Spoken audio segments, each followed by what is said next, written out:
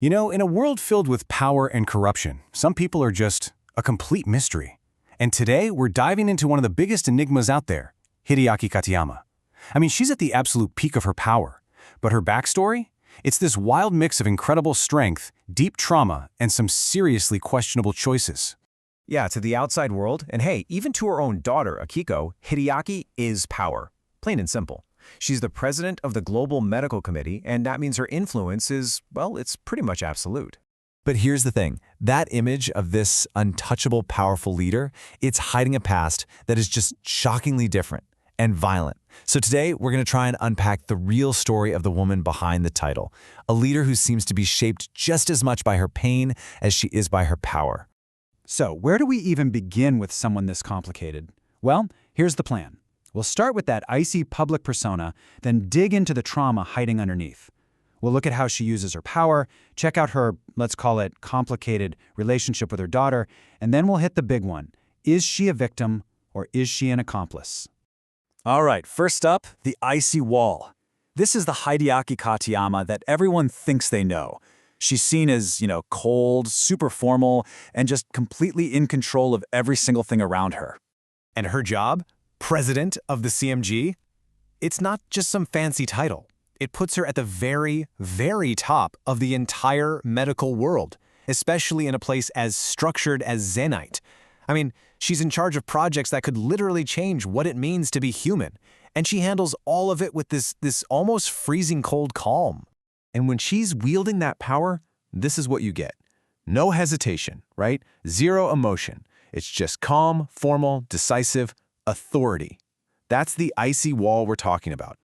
Okay, so what's really going on behind that wall? Well, if we look at her daughter Akiko's memories, things get dark, fast. It's a totally different picture of Hideaki's past. It's hard to believe, but this woman, the president of the CMG who can shut down a whole room just by looking at them, she was once trapped in her own home, completely powerless against the man she married. And this is a direct quote from Akiko's memory of her father, Riki, screaming at her mother. Just imagine hearing that, the sheer violence in his voice. This wasn't some argument, This was pure, brutal domination. And it wasn't just physical. The psychological abuse was constant. Riki's words were like weapons, right? They were designed to just tear down Hideaki's sense of self-worth, calling both her and Akiko useless. He was trying to crush her spirit. So let's fast forward. What happens when that violent past comes roaring back and actually threatens her daughter? Well, this is the moment everything flips. This is where the victim becomes something else entirely. And she doesn't hold back. And look how fast this happens. It's just bam, bam, bam. Riki threatens Akiko. Akiko makes one desperate phone call. And Hideaki, she doesn't respond like a scared victim. Oh no, she responds as the president of the CMG, using every ounce of power she has. Just look at this official notice. This is the whole ballgame right here. With a single piece of paper, she doesn't just punish her abuser, she professionally obliterates him. We're not talking about a simple restraining order. This is a complete, systematic takedown of his entire life. She basically erases him from their world. That is absolute power, forged from trauma and then used with, honestly, terrifying precision. Okay, but that raises a huge question, doesn't it?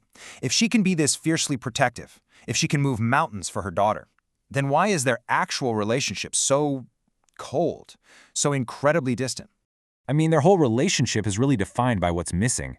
They see each other on birthdays, maybe a random Christmas. Their talks are almost all about work. The gifts, chocolates and money. Super predictable. It's transactional, not personal. Akiko herself feels this huge gap between them, and it seems like no amount of routine can close it. It's like the relationship was designed to keep them apart. But then, you get these little moments, these tiny flickers of warmth. A hug that's just a little too tight to be purely formal. A clear sense of pride. A mother just happy her daughter is healthy.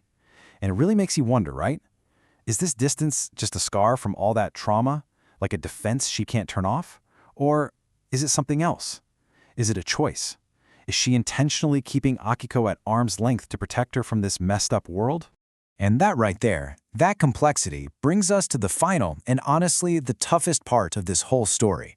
To even begin to understand Hideaki Katayama, you have to understand the world she not only survived in, but completely mastered. So this is Zenith. It's this elite empire literally suspended in the sky above a polluted, forgotten city below.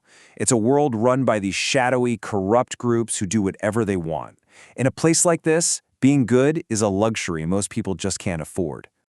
This image says it all, really. You've got the chaos of the city below, and then this cold, imposing order up top. Now think about it. To become the leader of a major organization like the CMG in a world like this, you have to play the game. You have to navigate a system that is fundamentally broken and corrupt. You definitely don't get to the top by being innocent. And that brings us right back to the central puzzle of Hideaki Katayama. Is she the ultimate survivor?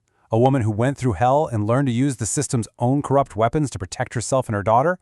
Or, in learning to master that system, did she just become another one of its corrupt pillars? Is she a victim who found power, or a powerful accomplice who just happened to be a victim once? You know, the scariest thought might be that she's both, and that the real Hideaki is just lost somewhere in the shadows of Zenith.